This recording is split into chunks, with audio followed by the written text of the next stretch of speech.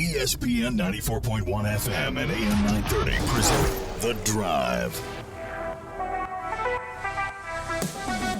It is Friday, January 20th. It's time for your drive on ESPN 94.1 and AM 930. I am your host, Paul Swann. Thanks for tuning in. We will be here until 6 o'clock. We're going to get your text in this hour, 304-396-TALK, 304-396-8255. We'll open that up for you later on this hour. Coming up in the hour, we're going to hear from Tony Kemper, the head coach of the Marshall women's basketball team. That is coming up tonight at about 5:30. So he's going to join us about 5:30 to talk about last night's action from the Cam Henderson Center and, of course, also take a look at tomorrow's action, and that's going to be against Southern Miss. Marshall victorious on the road yesterday. The men defeating Texas State 81-73. Up next for Marshall, it's going to be Arkansas State. So this gives me an opportunity to talk to Kara Richey. She is part of the Work Zone. See, I've already botched it. That's why I'm doing it now in this segment, so I don't botch it next segment. She's the host of the Workday Red Zone on the Ticket Radio Network. She's part of the Arkansas State Game Days, and she has a thing for cheese dip. We're going to dig into that just a little bit more. So she's coming on the program, and we're going to talk about Marshall, Arkansas State. We've got some, I don't know. I hate doing this kind of news today because, first of all, on Twitter today, we find out Andre Sam, 1 year at Marshall, he's back in the portal. So Andre Sam doing the typical farewell tweet to everyone, and he's back in the portal. So Marshall losing him. And then we get the official word today. We knew it was happening. Lance Guidry named as the new defensive coordinator at Tulane University. So that means we'll have to find out soon where the Thundering Herd is going to go as far as direction-wise with that position. I hope it wasn't money. I hope it wasn't anything like that. Here's the reason why he's leaving. It's money. I hate it if that's the case. Maybe this is a better opportunity for him. But I just hate it because here we are. Now, Tulane has upped its profile as of late. This is like the second big name that Marshall has lost to Tulane. First of all, Marshall loses Jason Corrier, Marshall's longtime sports information director. So Tulane steals the SID away and now stealing the defensive coordinator. Well, I mean, who's next? Who's next from Marshall going to Tulane here? I hope this isn't becoming a pipeline to Tulane. But no, in all seriousness, I hate to see Lance Guidry go. Did a fantastic job for the Thundering Herd, and hopefully Marshall can find someone that can keep up the good work and hopefully maybe make it even better. So that's always the goal. You want to try to find someone who's better. That's going to be hard to replace Lance Guidry. So he was a pretty good one to have. Big part of Marshall's success these last couple of years, especially on that defensive side of the ball where Marshall was really good. That's basically the setup for what we've got coming up today. Don't forget, we've got the game tomorrow between Marshall and Arkansas State. We go on the air at 2 o'clock. That should be a fun one for the Thundering Herd. Marshall getting the victory yesterday. And Tavion Kinsey was the number 3 scorer on this team. Cam Kerfman was just on fire. Andrew Taylor was getting it done. At one point, Cam Kerfman was 5 in a row from the three-point line. Just feeling it. And I knew that Texas State would be tough defensively, and it seemed like Marshall had to scrap in that game, but Texas State played a pretty good offensive game as well. So it felt like it was a scrappy game. Marshall didn't really pull away from Texas State. So it's a pretty good team defensively. Texas State playing well above what we've seen from them this year. I'm just hoping that Marshall can take that on the road a little further to Arkansas State and not have any problems. Because Arkansas State has had problems as of late. Here's a team that they're okay on the home court, so they're pretty good there. They're 8-5 on their home court. They're 7th in the Sun Belt and team defense. They are allowing about 66 points a contest. And they've had some struggles as of late. But, again, it looks like this is going to be another one of those scrappy games that Marshall's going to have to go in and grind out a victory. So we'll talk to Kara in a few minutes. Again, she is joining us. She is part of Arkansas State Game Days on the big 107.9 KFIN, part of the Arkansas State Radio Network. And she also hosts the Workday Red Zone on the Ticket Radio Network. So she is basically my expert on Arkansas State. She's coming up next. Looking forward to having fun with her. As let me tell you, when Marshall joined the Sun Belt, there were a lot of people in the Sun Belt media that were pretty welcoming. It was nice. It was nice. I'm not saying that people in the other league, Conference USA, weren't nice. It's just I feel like Sun Belt media sort of maybe like a little bit more kinship already. I think that's fair to say. Yeah, it feels like the Sun Belt fans as a collective in the Sun Belt media. I don't know, mini SEC maybe? Am I going too far? Let's talk Marshall and Arkansas State when we continue on this edition of The Drive, ESPN 94.1 and AM 930. This is The Drive with Paul Swann on ESPN 94.1 FM and AM 930. Welcome back to the Friday edition, The Drive on ESPN 94.1 and AM 930. Marshall's in action tomorrow. It's a 3 o'clock tip. We go on the air at 2 o'clock with our pregame coverage here on ESPN 94.1 and AM 930. The Thundering Herd now 16-4, 5-2 in Sun Belt play. This is the best start for the Thundering Herd, best 20-game start in a season since the 1986-87 team got off to a 16-4 start. Can Marshall make it 17-4? Well, we're going to find out. And to help me do that, I want to welcome to the program. I've been following her on Twitter for, since Marshall began its Sun Belt Odyssey. She is the host of the Workday Red Zone on the Ticket Radio Network. Also, she is on, and let me tell you, I love the name of this station, the big 107.9 KFIN for Arkansas State Game Days. She is Kara Richey. Good talking to you, Carrie. I need to know. There are a lot of questions I have, and some of them maybe revolve around Arkansas State. But I appreciate you being here. Hey, thank you so much for the invite. This is our first time to talk, so yeah. I appreciate it. I think it should be fun. I hope I'm entertaining for your listeners, maybe even a little bit informative as well.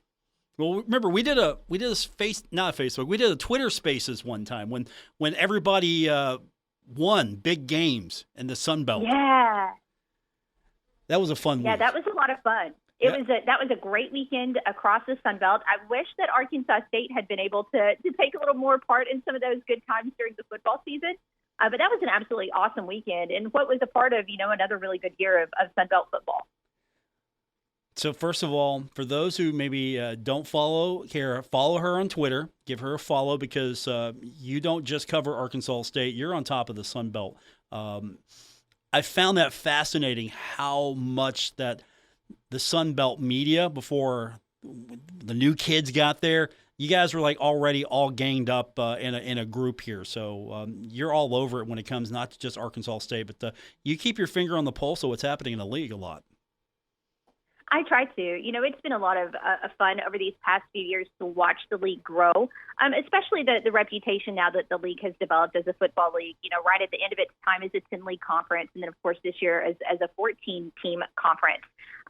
You kind of – the Sun Belt, you go back about 6 or 7 years ago, and it did not get a lot of love as a conference in anything except maybe a little bit on the diamond. So the league got better before the perception of the league got better. So it was kind of one of those, always rising in terms of the league, and a rising tide lifts all boats, and some of those cliches and things like that. But they ended up being true, and now we're seeing this league have a lot of success, and a lot of teams around the league are getting to celebrate that, and we get to be along for the ride as radio people. Basketball wasn't really what this league has been known for over the last few years. Where would you put it now? Because it feels like basketball, at least, is very competitive in this league. And, of course, Marshall coming in, having success, Southern Miss coming in, having success. Have you seen the league grow basketball-wise, maybe a little bit faster than people are giving it credit for? Where has it been and where is it now in your mind? Well, it's going to take a few years to get this league where it needs to be from a basketball perspective. And the reason for that is because the perception of the league right now is not as good as the league actually is. And it's going to take a while. To use football as an example, the football passed Conference USA, it passed the MAC about 6 years ago, but it took about 3 years for people outside of the league to realize that.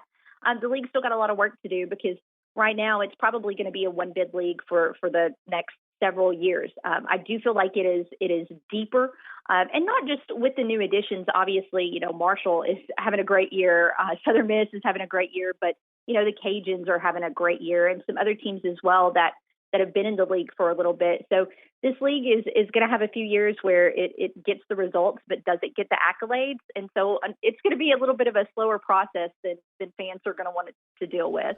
Where does Arkansas State fit in that? Right now, this is a program that is not having a good year, to be honest with you, men's or women's basketball wise. Right now, the two teams combined have gone, I think, 2 for 12 on the court. The men's team in particular, I'm sure you've talked about the A-State record, which is not great this season, just one conference win, and a team that is on a little bit of a slide here. So you're looking at a 9-11 season and 1-6 in Sun Belt Conference play, and this is a program that does not really have a history of sustained basketball success. You have a couple of years here and there where you've had a good team, or maybe you had a good team that had a bad time with injury. Something happened at the end of the year that kept you out of the NCAA tournament. But it's still a program that's trying to find some footing and has not gone to the NCAA tournament this millennium. That is a long time. Marshall had that problem for several years until a few years ago. So I know how that feels as far as not seeing an NCAA tournament bid. But where do you think this program needs to go to be competitive? You got the new kids coming in, and already a couple of them are making some noise here. Arkansas State's one of those established Sun Belt programs, and it feels like every program in this league is trying to do its very best to elevate. How far along do you think Arkansas State is, and what still needs to be done? That's a great question, and I wish I had a clear answer for you, but right now I do not. And that's actually been a topic of debate on my show for a few years. Why is Arkansas State throughout its program history, which spans 90 years, struggled to have sustained basketball success? And there's not a great answer. There is some Division I talent in this area. There's some great Division I talent an hour away in Memphis, so it's not an area that's necessarily devoid of talent. The program has worked to do a better job in terms of the resources over the past few years, increasing coaching salary, being competitive there. The facility is great. First National Bank Arena is a solid facility. I think the fan support when this team is having success is there. It's probably not coming out as much as a lot of people would like to see this year, but when it's a good team, there's good support. And so that's a great question, and one I'm kind of stalling a little bit on the answer to, because unfortunately I just don't have a great answer to give you in terms of what needs to happen next for Arkansas State to continue to maintain or build on, more than anything else, build on its standing in Sun Belt basketball. Kara Richey's with me. She's a host of the Workday Red Zone on the Ticket Radio Network. She's also part of Game Days on the big 107.9 KFIN. I just like saying that. Well, before, I hate to get off topic here, but why KFIN? Explain that to me, because that's just a cool radio name. I'm into radio names. Well, it's actually K-Fine. K-Fine. So, okay, K-Fine. Yes. The E is not on there. So it's KFIN. We call it K-Fine. And, I feel like I should know more of a story about K-Fine because I grew up listening to K-Fine. It is the massive country music station in Northeast Arkansas, and it's also the flagship home of Arkansas State Athletics. But I don't know, and I'm embarrassed to say that I don't know, and I hope my boss doesn't hear this part of the interview because you caught me off guard a little bit there, and I don't have a good answer to that either. Well, we'll find out next time. Okay, that'll be your homework assignment next time we talk. Why is it K-Fine? Because I just love the name. I mean, I like K-Fin too, so you can use that if you want. Sometimes, though, with very few exceptions, it seems like they just, everything on the east of the Mississippi is a W and everything on the west is a K. But other than that, sometimes it seems like they draw those next three letters out of a hat, and you just end up with a station that way. I still love it. We have 93.7 The Dog. That's our country station that flags Marshall. 93.7 The Dog. Okay. Yeah. And so we have the K Fine and we have The Dog, some of the probably better radio station names I've heard. I think so. I agree with you on that, 100%. Okay, I got off track here because I was just fascinated by that. But Arkansas State, let's talk about this team. Been okay at home, 8-5 at home, 7th in Sun Belt in team defense, 66.1 a contest, holding teams to 43.1% shooting. Why is this team not more successful if they have such a solid defense? Is it lack of scoring? What is it? Can you put your finger on? Yeah, it's been an offense that has struggled. This is a team right now that doesn't have a ton of depth, and it doesn't have a ton of shooting.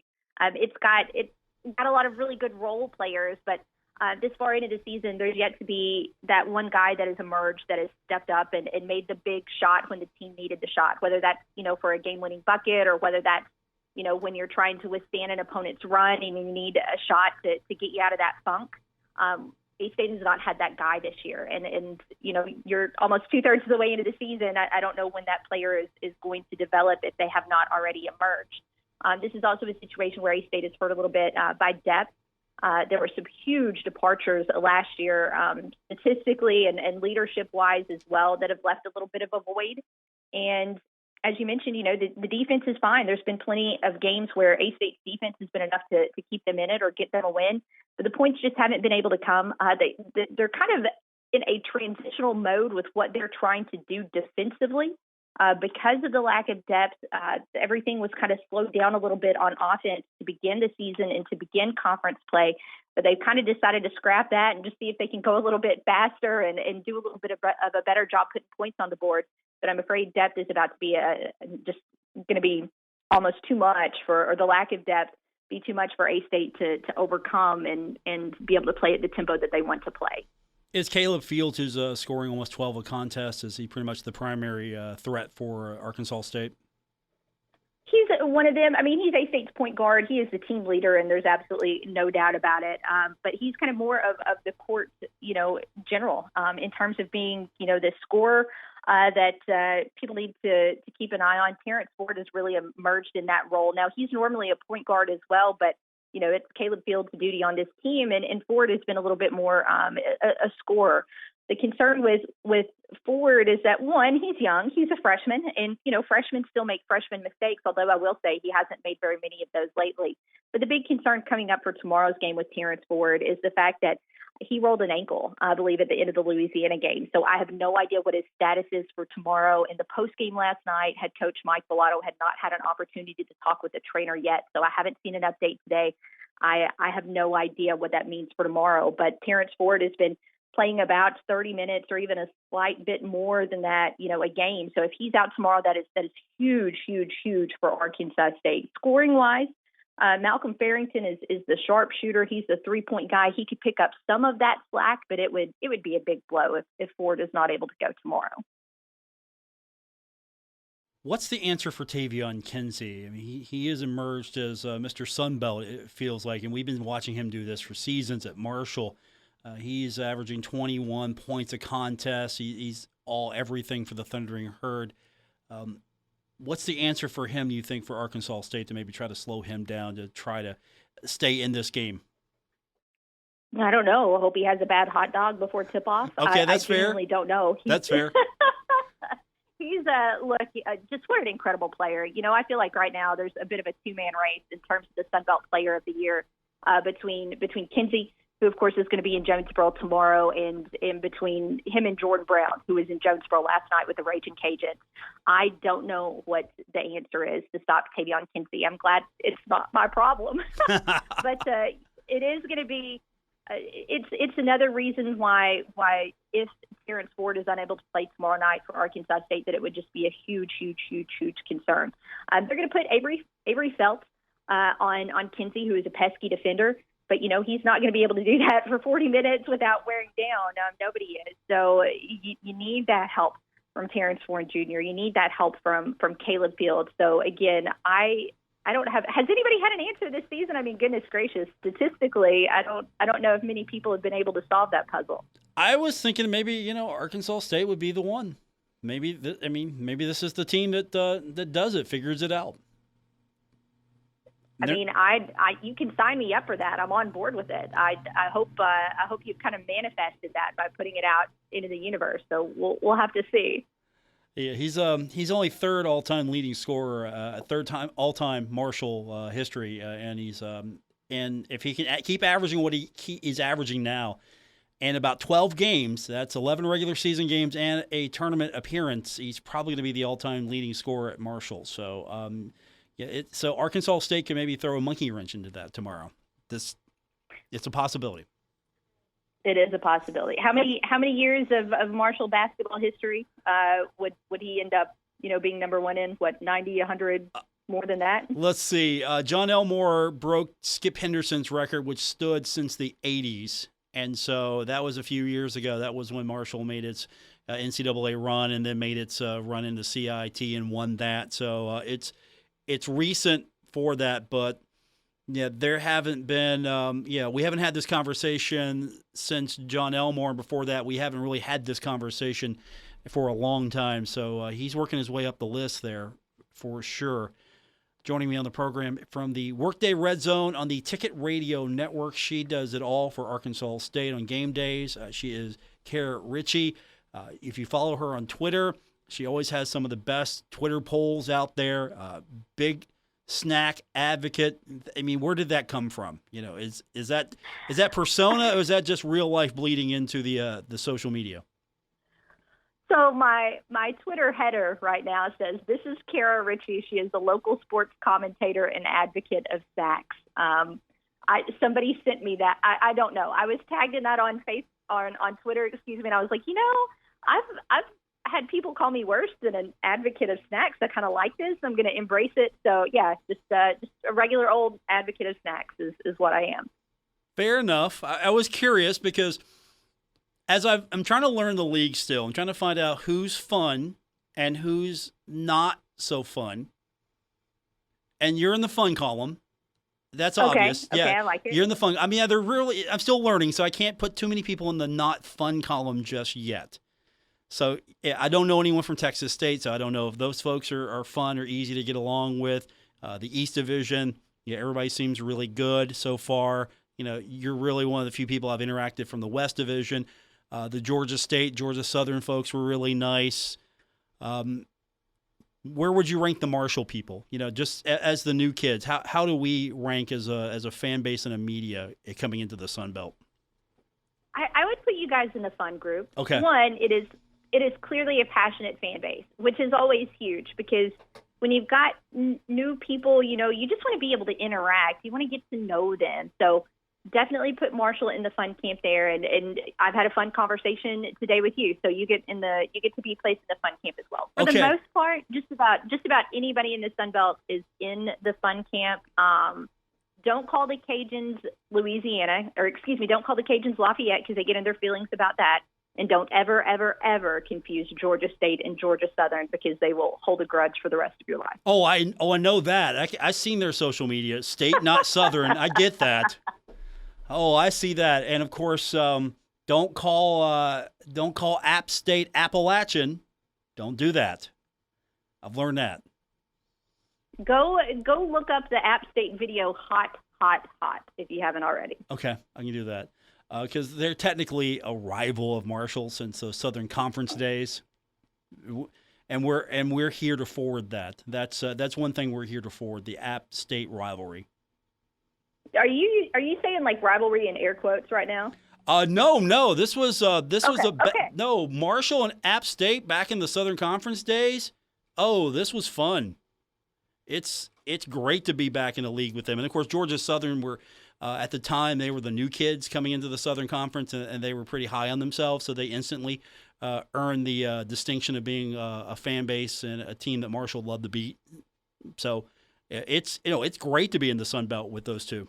It's fantastic. Okay. Just wanted to clarify. Yes, yes. App State Marshall, that is a thing. We are making that a thing. Okay, I like it. More rivalries around the league is always great. And if Arkansas State beats Marshall tomorrow, that's a thing. I'm making it a thing tomorrow if it happens. Okay, I'm on board as well. Okay, good deal. Where can people find you? If they want to follow the Sun Belt. You definitely you've got your finger on the pulse when it comes to the West Division and the league in general. You're on Twitter. You're also you've got your show that's daily. It's the Workday Red Zone on the Ticket Radio Network, and that can be streamed, right? Yes, it can. I've got the website and everything else, I think, in my Twitter bio. So I'm at Kara_Richey. I spend, honestly, an absurd amount of time on Twitter. So that's always the best way to reach me and track me down and keep tabs on the Sun Belt and Arkansas State. We're going to do this again soon. We'll find a reason. Hopefully, football next year. You're coming, right? That's a thing. You get to travel, right? I usually, this year I did studio host duties, so I'm going to knock on wood that I get to be on a plane or two next season. Okay, I know that feeling. I do the local studio hosting, so I know that non-travel feeling. So no, that'll be fun. We'll have you back soon. I appreciate you doing this today. I've been looking forward to it, and look forward to hopefully we get a fun game tomorrow. I hope so. I think we're going to see some points tomorrow. I just hope they're evenly dispersed between both teams. Looking forward to it. Kara, thanks for doing it. I appreciate it. Hey, thanks, Paul. We'll see ya. Kara Richey, host of the Workday Red Zone on the Ticket Radio Network. Tony Kemper on the other side of the break here on ESPN 94.1 and AM 930. This is The Drive with Paul Swann on ESPN 94.1 FM and AM 930. Welcome back to the Friday, January 20th edition. It is The Drive on ESPN 94.1 and AM 930. It was a tough night last night for the Marshall women's team at the Cam Henderson Center as Troy Trojans came in and got the victory. And to tell us a little bit more about that matchup and to get us ready for tomorrow's action at the Henderson Center against Southern Miss is Marshall women's basketball coach Tony Kemper. Coach, I appreciate you doing this. You didn't have to do it today, and I appreciate you doing it. And it was a tough one last night because watching this, it felt like that. Okay, the first and second periods, this team was right there with Troy, and then the second half. What can you put your finger on it? Have you had a chance to maybe just look at it, go back and look at it a little bit more? Yeah, I mean, you kind of. I often comment that in my post game. It's like to a large degree, a lot of times what you think you saw and what you saw sometimes isn't the same thing. But it was last night. I mean, in the third quarter they were just super aggressive and they really got the ball to the rim, and they're a tremendous rebounding team, and we held them in check for the most part in the first half. And that the third quarter, the ones we could get them to miss, we couldn't get the rebound, and that's kind of been our team's bugaboo is we played relatively well for three quarters, and we had the one where in the third we got outscored 27-11, and in that there's a bunch of shots that you probably don't change. You just got to stick them on our end, and we just can't get them in right now. And but it's sometimes that's part of it, and you got to learn how to route. You got to figure out a way to rally your team and keep them fighting. And I know anybody who was there last night, which we had a great crowd, and looking forward to having another good one tomorrow. But they can see that we got a group of fighters, and they'll level off and they'll be ready to compete tomorrow against Southern Miss. Are things like this, when you go through it, is it more mechanical? Is it more mental? Is it somewhere in between? I think it's somewhere in between. I mean, it's there's always things that it's like when you look back and you watch the game, you can pinpoint a couple scenarios where it's like if we would have done that mechanical thing better, maybe we get a stop, or maybe we, we're open, but we don't have the ball in the right place to throw it in there, and you learn some of that stuff. But it also becomes mental. I think multiple times, probably even talking to you this year, I often say that basketball and season by season, it's like you got to learn how to win tight games. And, this team was off to a really good start early, and we had kind of done that. And we've hit a rough patch here where, we kind of can't seem to get over the hump. And we fight like crazy. We usually deal with, right now we're kind of dealing with one big run from the other team, and we always put a run back on them. It's just we can't quite get it over the hump and keep it there. So it's probably a little bit of both, but it's certainly anytime you're going through a tough stretch, it's mentally it's draining, and you got to keep fighting, and you got to have level your emotions. And I think for the most part, our team has done that. I'm proud of them for that. I thought, in the first half, if you look at what we were trying to do to Troy, we did a very good job out of the gate of doing the things we wanted to do. And, they were the preseason favorite in our league. And you kind of look at what they did last night to win the game. They made 11 threes, and they were 11 for 20. And, I think if you look back over the last 3 or 4 games, they're 3 makes, 4 makes, 3 makes, like that. So they really, we kind of had to pick our poison of what we were okay giving up, and to give them credit, they made shots. Tony Kemper's with me, head coach of the Marshall women's basketball team, taking on Southern Miss tomorrow at the Cam Henderson Center. Southern Miss coming in, they're a really good team, 13-5, 6-1 in league play. We expect that, though. We expect Southern Miss to always be one of those teams that are really good, and nothing seems to have changed for them. Yeah, they've got a good program. They've got a tremendous head coach, Joy Lee McNillis, who's been in women's college basketball. I think she has 500 wins in women's college basketball. So she's got some years on me, but she's a great ambassador of the women's college game, and she's done great things down there at Southern Miss. And they've got a good team this year, and they're off to a good start in the league, and it's well earned. They got a post player, Malia Grayson, who is very good, and it kind of starts there, and then it works out to Dominique Davis, who's one of the best guards in our league. So they can kind of get at you from different spots, and we'll have to be tough, and we got to figure out a way to rally and find a way through it, all the way through it, to where we're feeling good on Sunday. Tony Kemper with me, head coach of the Marshall women's basketball team. There were some positives we can talk about. Then it wasn't bad. It's never all bad. Win or lose, it's never all bad. You had again Abby Beeman. She's out there doing good things, and Rochelle Scott set a new career high with 29 points. So there are things I'm sure you can point to and talk about that are positive for this team as well. Yeah, I think that you talk about a couple individual performances that were really good, and those two have played consistently pretty well for us. We're starting to play, and if you go watch us, we're playing a lot of people, and so I'm kind of getting the opportunity to see different lineups and a lot of young ladies that haven't played a lot yet, and see what they can do, and that's kind of out of we need a couple people to really step up and take hold of some playing time and make some big plays, but it does give you the opportunity to grow a lot of different people in your program. And so there's definitely positives.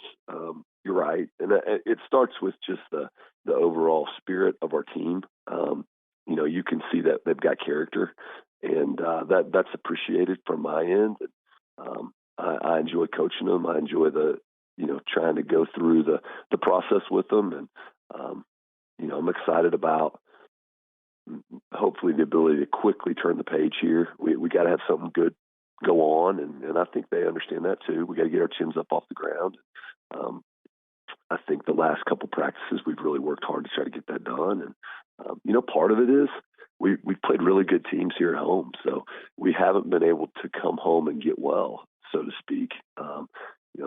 Last time we were at home, we played James Madison and Georgia Southern. If you look at the league standings, two of the teams near the top. And then this weekend, there's 3 teams that are 6-1, and that's James Madison,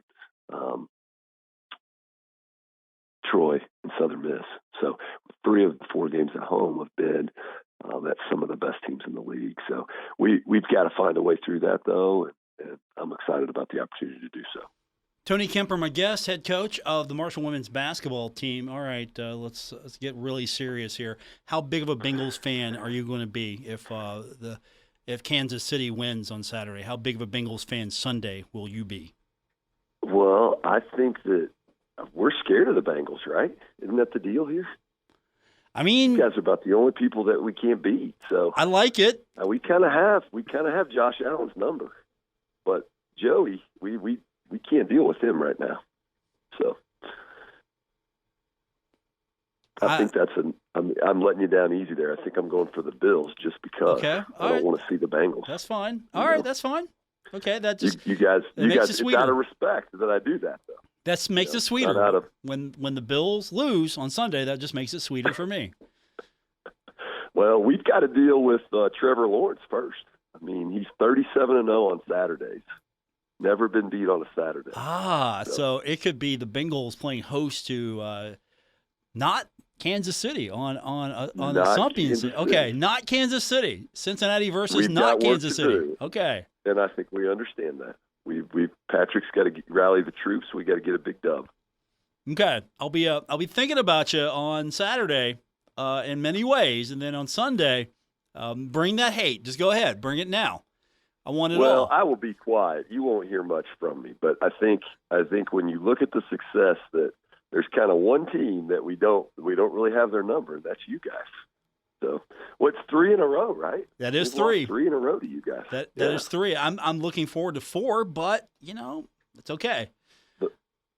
The first 2 we kind of controlled at a certain time, and we couldn't get it over the line. And then the last one, we played from behind for most of it. And so, I don't know. You guys are a situation we can't seem to find our way out of.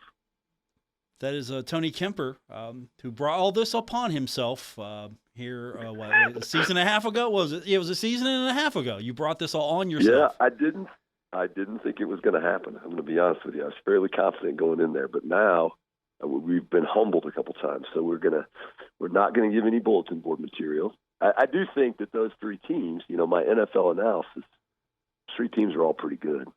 So I think any one of them can hopefully get in there and win one for the AFC. So, just so you know, we've got the game on radio. So you're in action on Saturday, 1:00. Okay. Saturday, you'll be done, yep.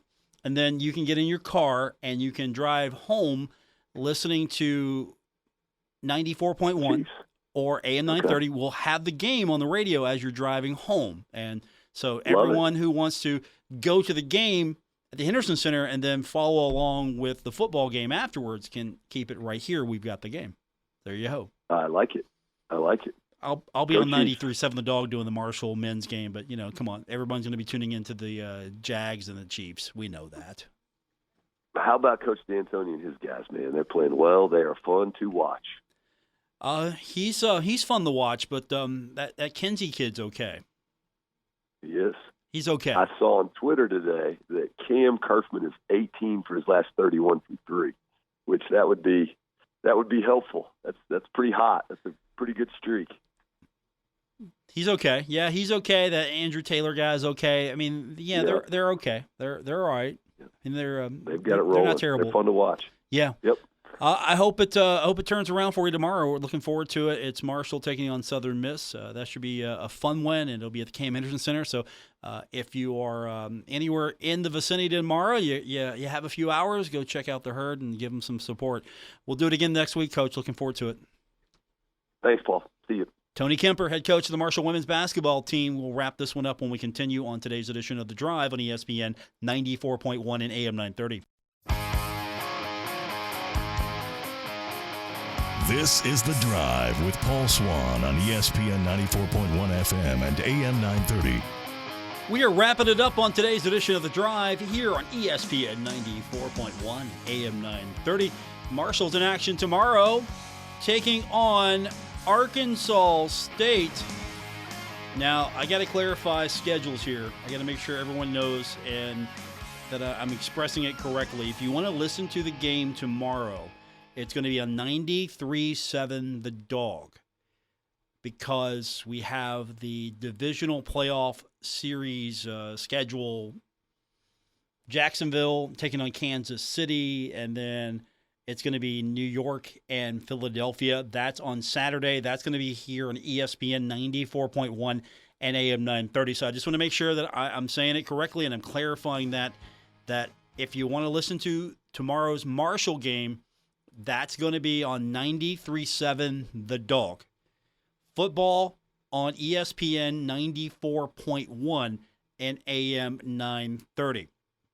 So just want to make sure that you know that, and I remember that, because we have a lot of action tomorrow on the radio waves. And, of course, if you're heading to the Marshall game, you can listen to our pregame over on 93.7 The Dog, or if you want to catch a little bit of the football game, you can jump back and forth. It's cool, whichever one you want to go with. And then on Sunday, we've got the Bengals and the Bills. Bengals and Bills. That's going to be a little earlier than normal because we got the Bengals Radio Network broadcast of that. So we will go on the air at 1:30 on Sunday with the Bengals and the Bills. And then as soon as the Bengals and Bills game is over, we will graciously get into the Cowboys and 49ers game so you can listen to that. And, of course, hopefully we're talking about a Bengals victory. And, with all respect to my friend, Marshall women's basketball coach Tony Kemper, I hope it's Jacksonville and Cincinnati. That's what I want to see. I want to see Jacksonville at Cincinnati for the AFC Championship. But if the Bengals have got to go to Kansas City, let's do that. If that's what has to happen, let's do that and make it, once again, Mahomes versus Burrow. I'm all for that. So that's where we're at. We got all that action coming up. And again, it's coming up tomorrow in your favorite radio station, on your favorite radio station, ESPN 94.1 AM 930 for NFL. Herd Hoops, 93.7 The Dog. Okay, I think I've stressed everything I possibly can, and we are done. I appreciate it. Have fun show today. It was great to talk to Kara Richey from she does all the Arkansas State stuff for the Big Fine 107.9 K Fine, the Big 107.9 K Fine. It looked like Finn to me. KFIN, the K-Fin. I like K-Fin better, but that's going to do it for this edition. Thanks for tuning in. Also appreciate Tony Kemper, head coach of the Marshall women's basketball team, for jumping on and talking a little Herd Hoops with us. We're going to be back tomorrow for pregame coverage, Marshall and Arkansas State. That will be on 93.7 The Dog. Thanks for tuning in. I'll talk to you tomorrow. Have a great weekend, and we'll do it all again tomorrow. And then hopefully we'll have even a better weekend after the Herd wins.